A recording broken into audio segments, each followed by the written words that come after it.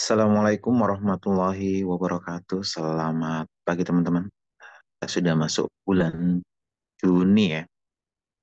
Sebelum kita awali kelas kita pagi ini, mari kita berdoa terlebih dahulu sebagai wujud kesyukuran atas nikmat, rahmat, dan kepahaman dalam mengikuti kelas kita pagi ini. Berdoa silakan. A'udzubillahi minasyaitonirrajim. Bismillahirrahmanirrahim. Rabbi zidna ilma warzuqna fahma birahmatika ya arhamar rahimin. Amin. Bang Aswar, monitor. Hmm. Halo, Oke, suara saya dengar ya? dengar-dengar aja. Oh, ini sambil ada pertanyaan Kang ya di channel YouTube Evolusi Jiwa ini. Coba mana Eh, pertanyaannya? izin bertanya, Bang. Mohon pencerahan paradigma tentang uang. Bagaimana uang bisa mendegradasi segalanya, apapun itu. Lalu bagaimana membentuk paradigma baru agar kita mampu merebut ulang tentang uang. Terima kasih. Oke ya. Bismillahirrahmanirrahim. Assalamualaikum warahmatullahi wabarakatuh. Selamat pagi. Itu mungkin kita langsung dari sini dulu ya. Kita bacakan dulu yang ini. Bahwa secara objektif dapat dilihat bahwa pikiran gitu ya, alam rasional memang termasuk dalam kesadaran dunia. Jadi pikiran kita itu beroperasi hanya di dunia uh, objektif, dunia benda-benda. Jadi alam pikiran seperti itu. Kemudian pikiran individu hanya memprosesnya dalam kombinasi dan permutasi baru. Jadi jadi pikiran individu itu hanya memproses kombinasi baru dan permutasi baru. Apa yang tampak sebagai pemikiran orisinal hanya muncul melalui kejeniusan yang selalu dirasakan oleh penulisnya sebagai anugerah, ditemukan atau diberikan, bukan diciptakan sendiri. Jadi gagasan baru gitu ya, itu pemberian. Semua yang pernah mendapatkan gagasan benar-benar baru itu sifatnya pemberian, bukan hasil pemrosesan. Eh, ini kan dia ngomongin alam kesadaran pikiran manusia kan. Cuman gini, eh, biar ini ya, biar rapi pemahamannya, termasuk tadi ngebahas soal uang gitu. Eh, kita perlu tahu sedikit mengenai epistemologi gitu. Epistemologi. Jadi epistemologi itu kan cabang filsafat yang mengurusin uh, soal bagaimana kita tahu kalau kita tahu gitu. Dan bagaimana metodenya untuk sampai pada kita tahu. Singkatnya itu begini. Pengetahuan itu pengetahuan ada yang sifatnya itu pengetahuan diri itu mengetahui melalui orang gitu. Diri mengetahui melalui orang.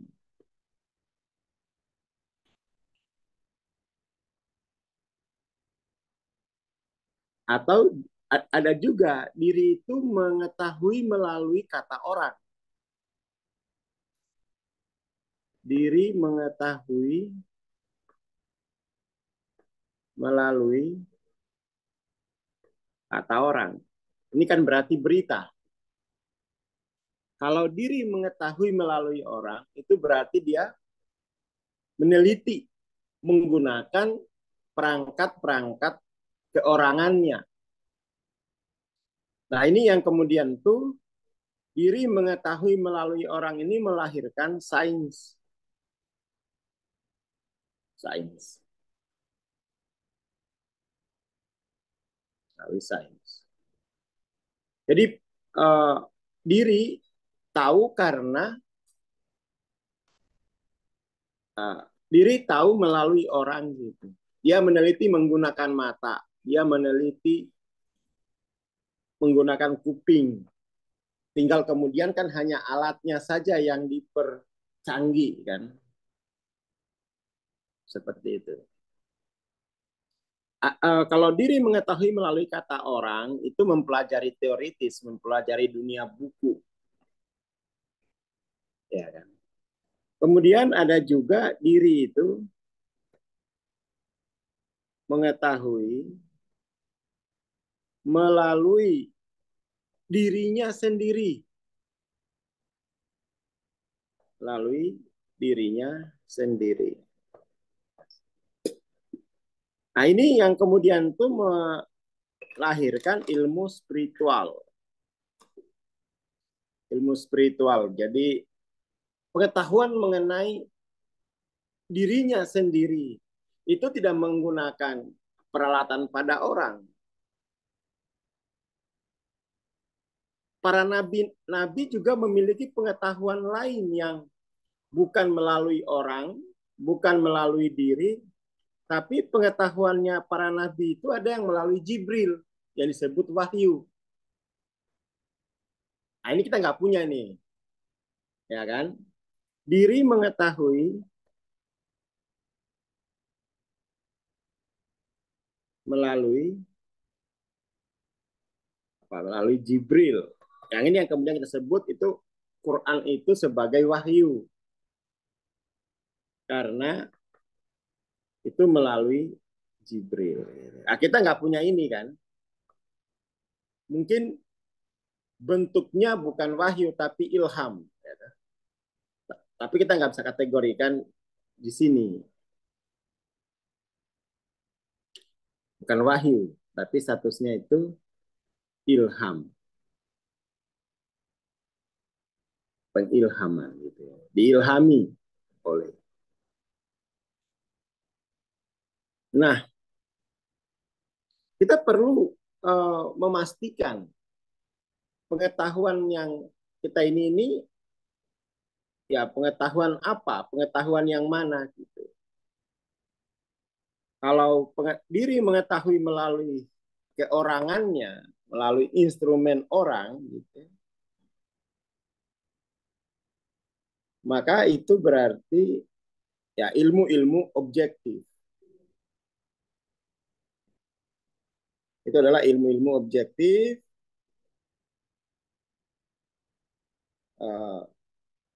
fisika, kimia, biologi gitu ya. Nanti pada akhirnya kita akan bahas uang di sini gitu. Kita akan bahas uang itu sebagai pengetahuan objektif. Artinya uang itu sebagai produk sosial. Seperti itu.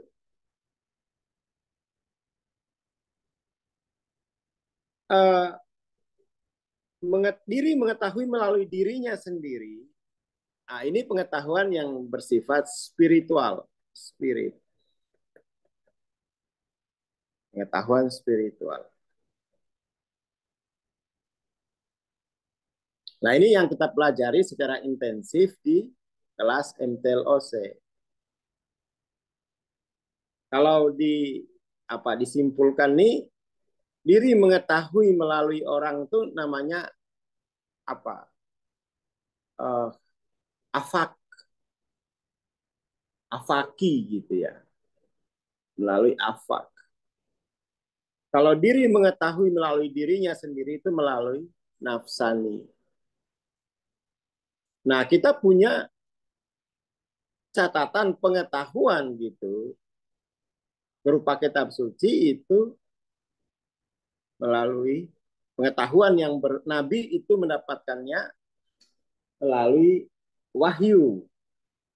Nah, kita memiliki catatan kewahyuan itu, tetapi itu bukan kita yang menerima wahyu gitu. Pada akhirnya pengetahuan yang bersumber dari wahyu, catatan pengetahuan yang bersumber dari wahyu ini kalau kita pelajari itu hanya bisa kita pelajari melalui instrumen orang, tata bahasanya gitu kan, konteks kultural, asbabun nuzulnya dan lain-lain, atau kita mempelajarinya melalui mengkonfirmasinya melalui diri. Kita nggak pernah tahu 100% itu konteks dari pengetahuan wahyu itu gitu.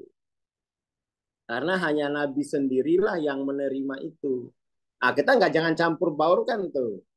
Jangan campur baur bahwa seolah-olah kita telah memahami wahyu itu. Enggak. Memahaminya melalui apa? Kan beda melaluinya. Kita kan tidak memahami Quran itu melalui Jibril sendiri. Sebagaimana Nabi langsung melalui itu. Kita kan paling-paling hanya memahami ayat itu melalui orang, melalui instrumen ilmu-ilmu. Jadi tafsir berbasis tafsir ekonomi, tafsir fisika, mestinya gitu. Atau melalui nafsani masing-masing. Maka kemudian itu memang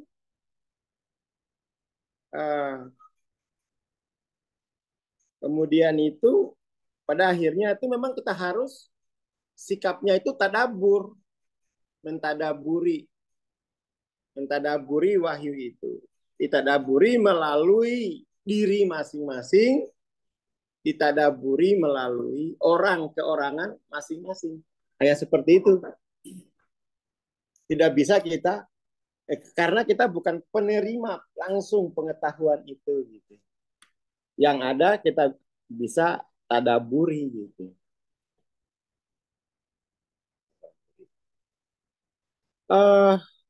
Ya itu apa ya, daily reflection pagi ini gitu. Jadi kita harus punya kategori-kategori mengenai ilmu pengetahuan kita gitu, biar nggak kacau. Ntar Mas Camin tahu-tahu bikin sekte, aku telah mengetahui, diriku punya pengetahuan melalui Jibril. Ternyata hanya melalui diri, oh enggak, melalui Jibril. Biar banyak pengikutnya, misalnya gitu, contoh. Jadi itu memang harus dibeda-bedakan. Harus dibeda-bedakan cara mengetahui sesuatu. Gitu. Harus jelas. Jadi modenya dalam berilmu itu adalah melalui apa? Sama saja misalnya mengenai uang gitu kan. Uang itu kan diri mengetahui itu melalui orang. Artinya uang itu adalah produk kultural gitu. Nah, persoalannya memang dalam dunia pengembangan diri kita ini ada yang membahas uang itu sebagai uh, apa ya? Dia sebagai energi kelimpahan. Ah, itu mah bukan uang. Energi kelimpahan itu sebenarnya ya itu namanya konteks diri. Konteks diri itu ada yang orientasinya itu having gitu. Tapi ini nggak usah dimasukkan kajian uang dulu sebenarnya. Ini itu adalah motif-motif. Jadi kalau uang itu kita masukkan sebagai kajian spiritual, maka kita hanya ngomongin soal motif. motifmu terhadap uang itu apa? Ada motif having gitu. Ada motif doing, ada motifnya being gitu. Nah, ini harus jelas kategorinya. Ini namanya motif. Tapi kamu hanya punya motif, itu kan berarti pengetahuan diri melalui dirinya. Itu kan di dalam. Uang itu adanya di luar gitu. Dia adalah produk sosial kan gitu. Maka kemudian tuh lebih sehat secara mental dan waras secara rasional itu kalau kita menempatkan uang itu sebagai hasil apresiasi masyarakat terhadap layananmu gitu. Jadi kemudian tuh kamu nggak usah fokus pencerahan, kamu jualan aja yang banyak, layani itu diterima orang, kamu dapat untung, selesai, kamu kaya gitu. Lebih kalau membahas uang tuh lebih sehat semacam itu gitu. Nggak usah punya mentalitas judi, mentalitas tahayul gitu. Bahwa nanti kalau kan tidak ini kan tidak bisa kita katakan orang yang spiritualnya tinggi hanya spiritualnya tinggi itu kan uang banyak kan enggak, dia harus terlibat dalam sosial gitu.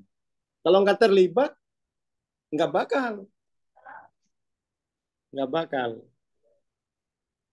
Jadi mari kita lihat uang itu sebagai bentuk partisipasi sosial gitu ya, partisipasi sosial,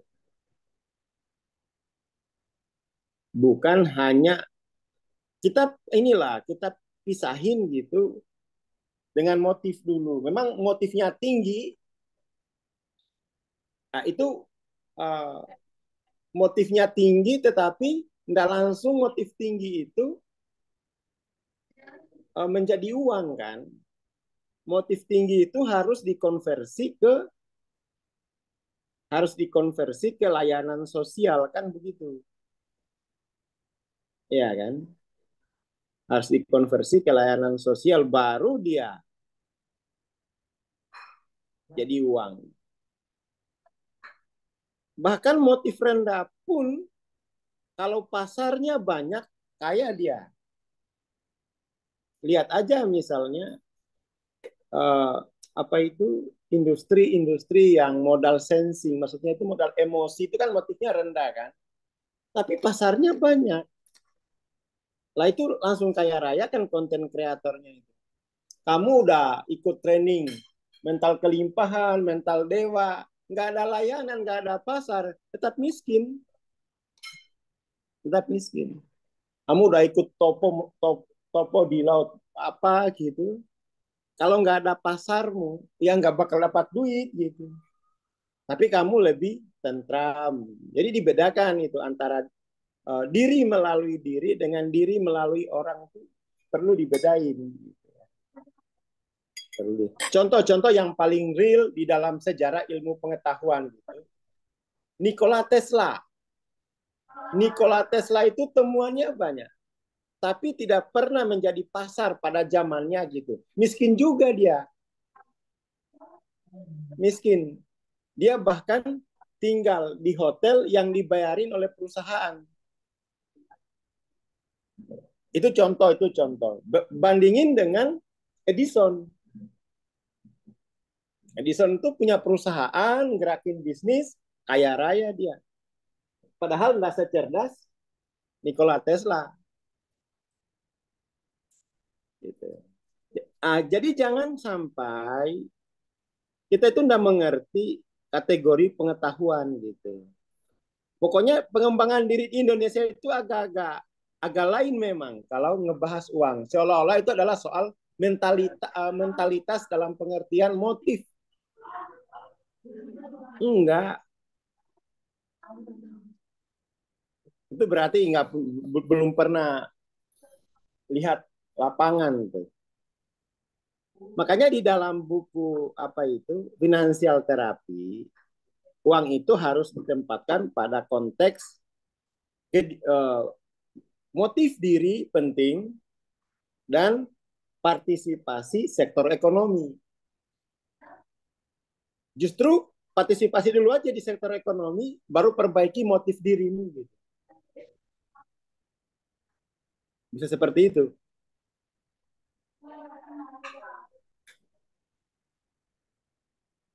Itu. Jadi pertanyaan teman tadi apa itu? Saya bacain ulang ya. Saya bacakan ulang.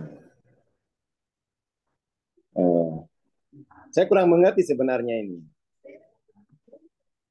Paradigma tentang uang itu adalah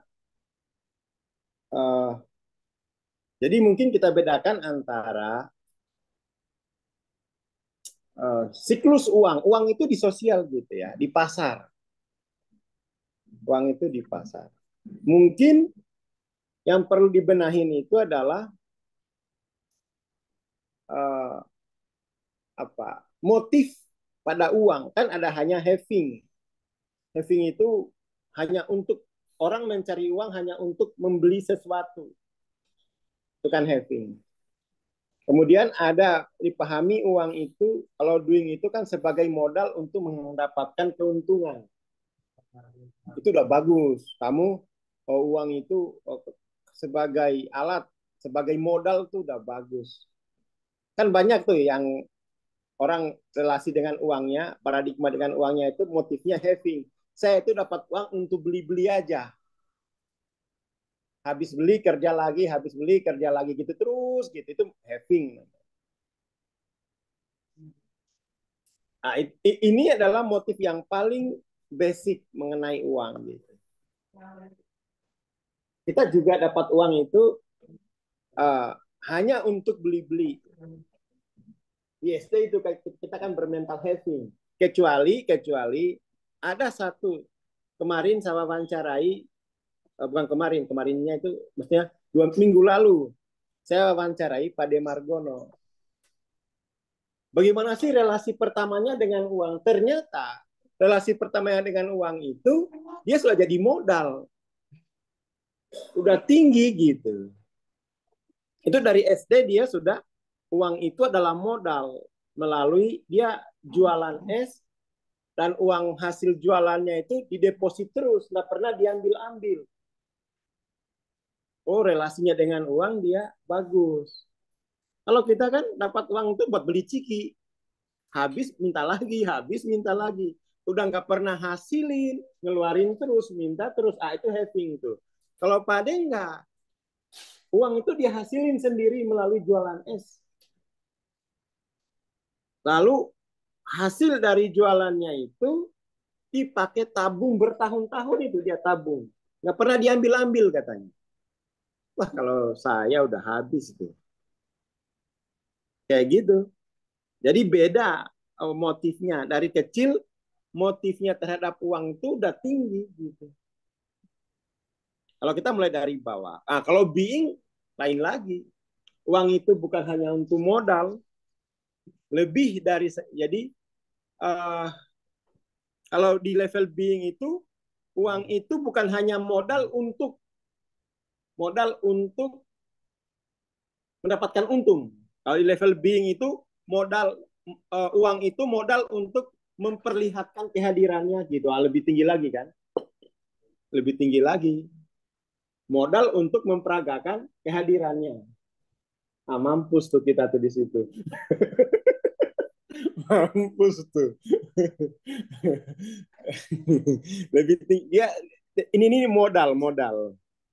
Mampus tuh. Istri, ayo Pak, peragakan kehadirannya lillahi ta'ala katanya jaremu. Sekarang mana Pak, ayo. Nah, Astagfirullahaladzim. Nah, itu oke, doing itu apa namanya? Uang itu sebagai modal untuk mendapatkan keuntungan. Being juga modal, tapi modalnya dia bukan hanya keuntungan, tapi memperagakan kehadirannya. Oke, mampus lah di situ tuh. Mampus. Ana minta tunggu dulu gajian. Kamu ini kebanyakan lihat temannya. nggak tahu apa-apaan. Nah, akhirnya nggak ada peragaan kehadirannya melalui uang gitu kan. Selesai bola-bola di situ. Kita hanya belajar uang sebagai untuk mendapatkan. Kan gitu yang diajarin kan, uang untuk beli mobil, uang untuk beli rumah, having semua. Tapi itu nggak apa-apa. Itu adalah basic, motif basic. Itu bukan, jadi motif ini bukan buruk, bukan salah. Tapi ini ya begitulah, fiturnya begitu. Lain, dia lebih bagus nih, kalau mau dianggap level juga boleh, tapi sebaiknya sebelum diperlakukan sebagai level motif ini, dia sebaiknya itu diperlakukan sebagai jenis aja. Jenis itu memang dia tuh. Jenis saving. Kan gitu kan yang diajarin di kelas-kelas menarik duit. Menarik duit untuk bisa beli rumah kan. Nah, itu ya itu jenis saving gitu. Kemudian kalau mau lagi jenis doing. Nah, uang itu adalah modal untuk mendapatkan untung uang gitu.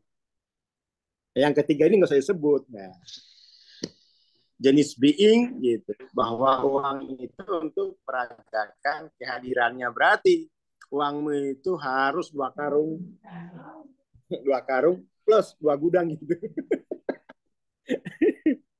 Jadi kita nggak usah ngomong-ngomongin spiritual lah kalau soal duit itu, nggak sanggup gitu, nggak sanggup. Beli terong aja masih nawar. Kehadirannya kok nawar.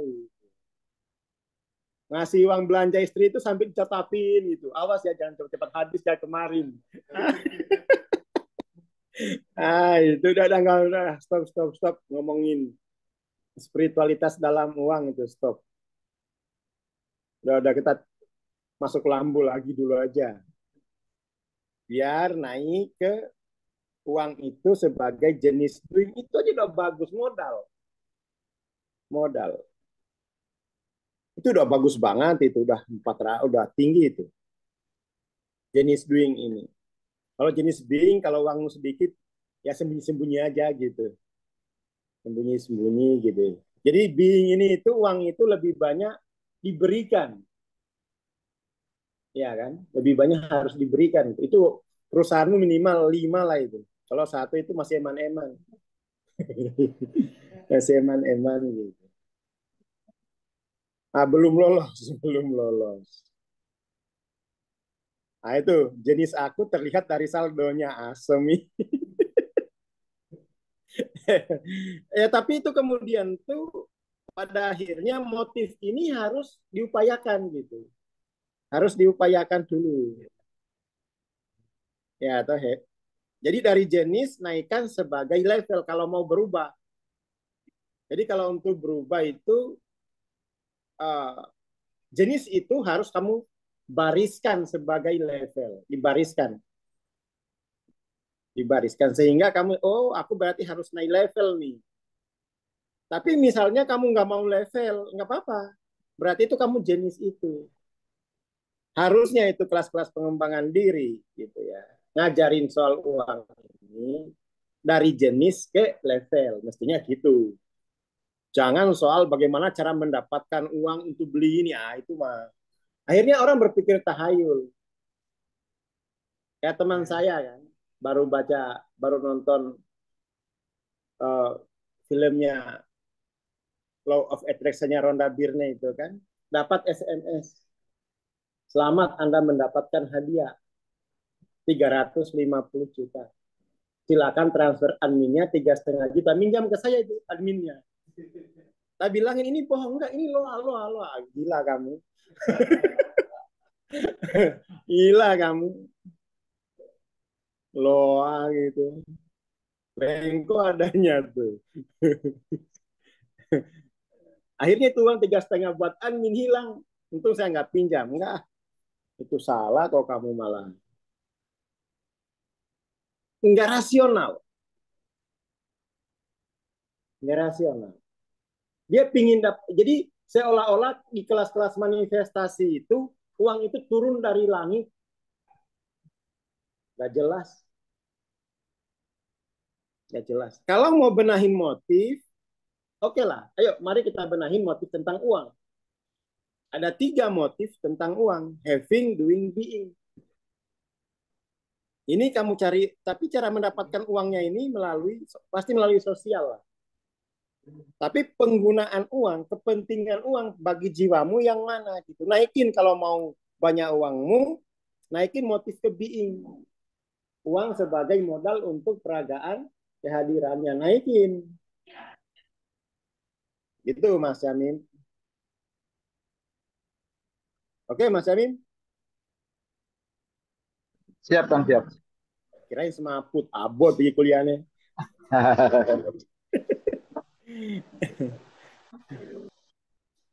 Oke lah, itu dulu. Yang penting itu gini sebenarnya. Masyarakat kita itu harus diajarin dengan benar mengenai jenis-jenis pengetahuan gitu loh.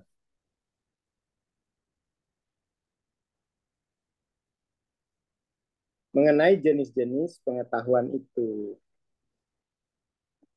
Jadi jangan kemudian itu nggak diajarin epistemologi, nggak diajarin motif, diajarin metode menarik uang. Narik dari mana? Yaitu tukang parkir, malak, narik dari semesta, astagfirullahaladzim. Kamu jadi tuyul lah gitu. Yang berpikirnya itu kosakatanya itu yang jelas-jelas gitu loh. Narik-narik duit gitu. Apalagi sampai bagaimana memindahkan uang saldo di pikiran ke ATM. Itu namanya khayal.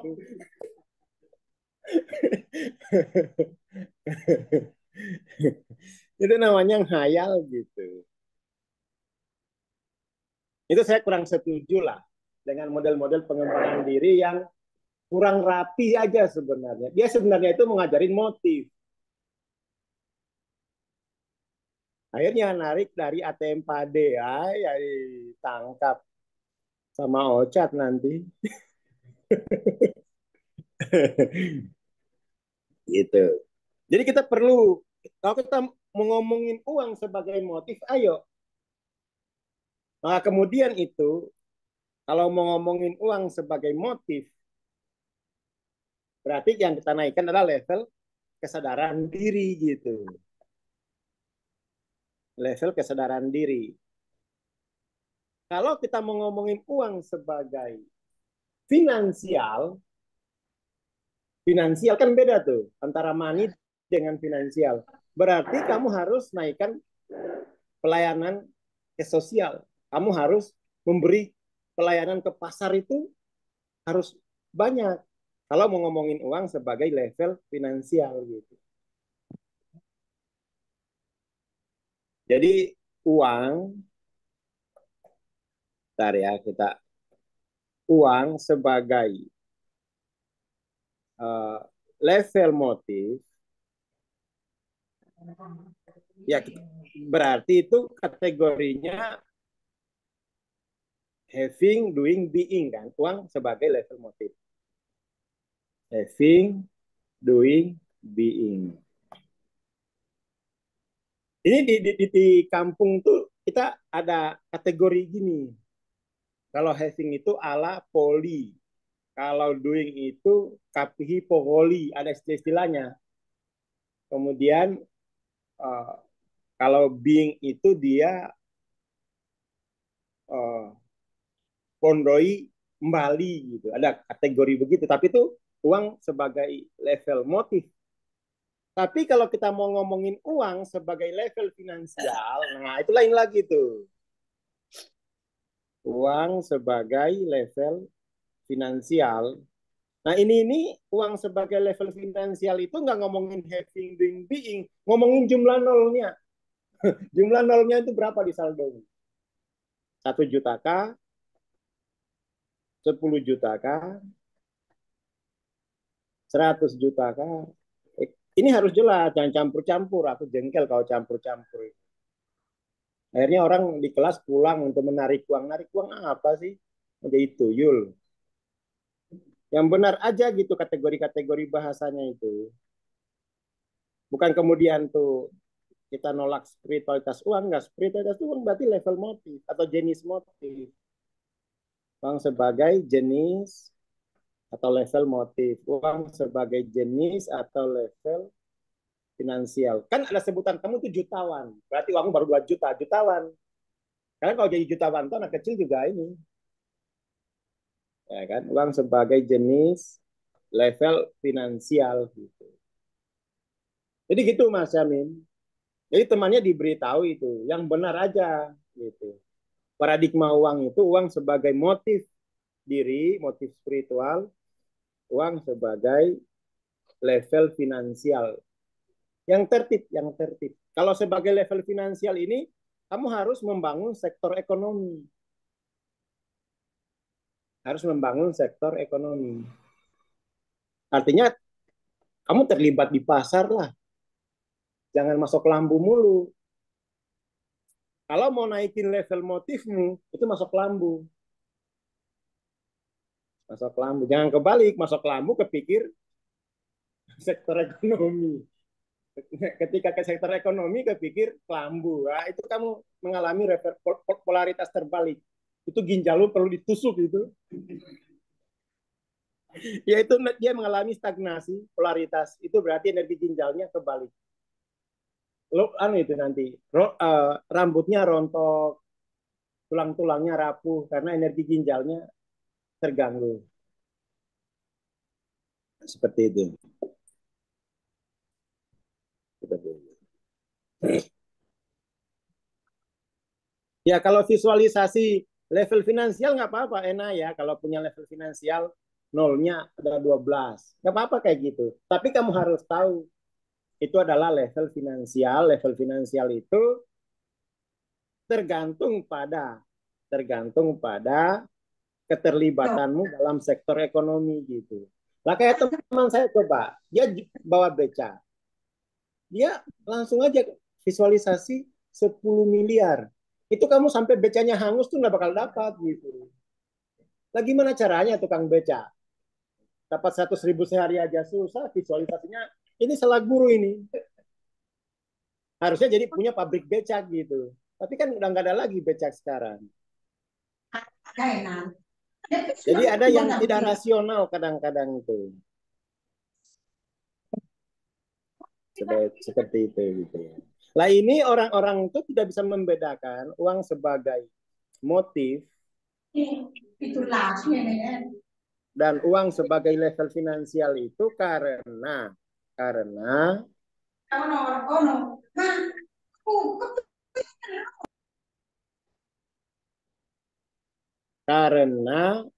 dia tidak jelas epistemologi pengetahuannya gitu loh. Tidak jelas epistemologi pengetahuannya. Epistemologi pengetahuan, diri mengetahui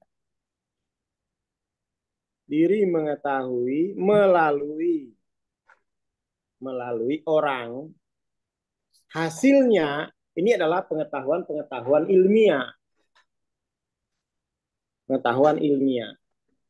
Nah, ini uang dalam sektor ekonomi. Kamu harus ilmiah gitu. Karena diri mengetahui uang itu melalui relasi dengan orang. Ada diri mengetahui melalui diri itu sendiri. Melalui dirinya sendiri. Ini namanya pengetahuan motif. Ini namanya pengetahuan spiritual gitu. Nah, kita kan kalau di MTLOC itu kita ambil spek yang diri. Jadi pengetahuan melalui diri sendiri, bukan melalui orang. Nanti pada akhirnya pengetahuan melalui diri itu nanti kalau dibawa ke melalui orang, itu nanti aplikator terapannya pada orang seperti apa. Ketika sakit, ketika pada uang itu seperti apa gitu. Jadi harus jelas gitu epistemologisnya. Enggak sembarang bikin kesimpulan. Tanpa dipetakan dulu jenis pengetahuannya. Itu nanti akalnya kebolak-bolak nanti.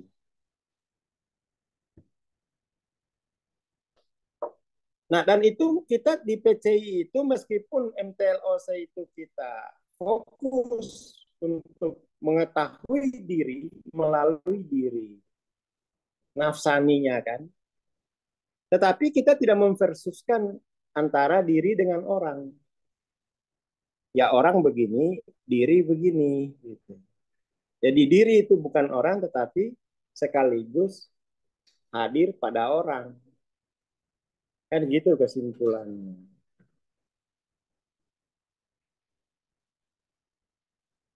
Oke lah, gitu dulu. Jadi termasuk gini loh, kadang-kadang itu kacau. Kacaunya itu gini. Terutama ini para pengkhotbah. Para pengkhotbah itu kan suka sekali bawa-bawa nama orang suci.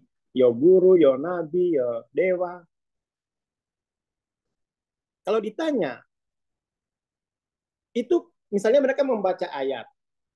Tapi pengetahuan tentang ayat itu, apakah dia dapat melalui wahyu? Kan tidak. Pasti dia dapat melalui orang. Melalui orang. Melalui orang dalam berarti kesimpulan-kesimpulannya itu ketika dia dapat melalui konteks orang, ya paling dia pelajari tetap bahasa saja. Paling dia pelajari konteks kultural waktu itu, kultural orang-orang waktu itu kan. Nah, itu kan konteks. Jadi dirinya mendapatkan pengetahuan mengenai ayat tadi itu melalui konteks orang-orang di masa lampau kan. Tapi kan konteks itu banyak. Nah, tapi dia sudah bilang ini dari Nabi. Memang kamu diinstal langsung sama Nabi apa pengetahuanmu itu? Memang betul teks yang kamu baca itu sahih, soheh. Nah, itu teks yang dari Nabi. Tetapi pemahamanmu mengenai teks itu bukan dari Nabi, itu pemahamanmu sendiri. Pemahamanmu sendiri. Dengan mempelajari konteks orang atau dengan mempelajari konteks dirimu. Gitu. Nah, jangan paksakan itu karena konteks itu banyak. Orang juga berpikir gitu. Jadi jangan diideologikan. Tetapi itu cukup ditadaburi saja. Oh ada ini ya dalam hidup itu. Oh ada ini ya gitu. Jangan dipaksakan sebagai ideologi. Kalau sebagai ideologi ilmu bolehlah. Tapi kalau jadiin politik, wah itu pembelahan orang namanya tuh. Nah kadang-kadang tuh para penceramah belum belajar soal pengkategorian ilmu, sudah diterjunkan. Kalau di kampung tuh bisa disikat itu. Kamu datang-datang di sini, kamu datang epistemologi ilmu belum? Kamu merasa sebagai telah menghack jiwanya Nabi sehingga kamu katakan ini dari Nabi gitu. Iya teksnya memang yang kamu katakan sebagai dari Nabi teks. Tapi teks itu kamu pelajari dan pengetahuanmu itu kan berarti pengetahuan yang mempelajari konteks teks itu. Berarti pengetahuan yang kamu dapat melalui orang. Teks itu kan dari orang. Atau teks itu kamu konfirmasi pada dirimu. Nah, itu kan pengetahuan pada dirimu. Hasil lebih baik katakan saja begini, inilah hasil tadabur diriku pada hadis ini. Nah, kamu tadaburmu gimana? Lebih fair. Kan diperintahkan tadabur kan? Bukan mencekoki orang, tadaburku ini yang paling sahih dari Nabi. Ngawurai. Ini ngawurai. Akhirnya ribut, disuruh tadaburi malah disuruh memaksakan hasil pengetahuannya sendiri gitu. Semua orang itu punya kok kemampuan untuk menghasilkan pengetahuan. Kayak gitu. Nah, ini gunanya belajar epistemologi dulu. Ini dari Quran. Iya. Quran yang kamu maksud teksnya kan. Tadaburi. Katakan saja dengan fair. Inilah hasil tadaburku gitu. Ada tuh satu apa saya beli Quran hasil tadabur Canun gitu. Ada Quran hasil tadaburnya gitu. Ya keren. Semua orang begitu. Akhirnya kan banyak ragam di situ. Lah ini malah Ini yang paling sohe, sama-sama diri nih bos, sama-sama diri. Jadi gitu ya. Ini epistemologi. Satu, diri mengetahui melalui orang yang dipelajari berarti bahasa, sejarah waktu itu, politik waktu itu, ekonomi, sosialnya. Ya kayak sains lah. Bahkan ada kajian sekarang itu apa? Perspektif historis. Ya silakan saja, silakan saja. Tapi ada berarti kan Quran, ayat-ayat Quran itu kita daburi melalui konteks konteks sosialnya, konteks kultural, konteks tata bahasanya kan. Ya ini hasil tadaburnya gitu. Katakan saja begitu. Jangan ini Quran. Apa Quran? Quran sebagai wahyu atau Quran sebagai kalam kan beda lagi kategorinya. Kalam mulai itu kan. Itu epistemologi semua tuh. Atau inilah konteks tadaburku. Saya tadaburi ayat ini melalui diriku. Saya tadaburi ayat ini melalui orang gitu. Ada kayak gitu. Lebih fair kalau kita seperti itu.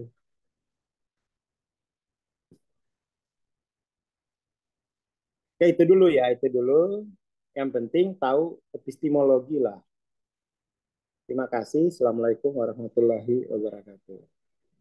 Waalaikumsalam warahmatullahi wabarakatuh. Terima kasih Bang Suar. Terima kasih teman-teman. Ya, insya Allah kita ketemu besok ya. Ditunggu aja informasi dalam programnya itu. Dan bagi teman-teman ini sudah masuk Juni ya. Insya Allah MTLOC bulan ini tanggal 14 sampai 16 Juni besok. Terima kasih. Assalamualaikum warahmatullahi wabarakatuh. Selamat pagi dan selamat beraktivitas.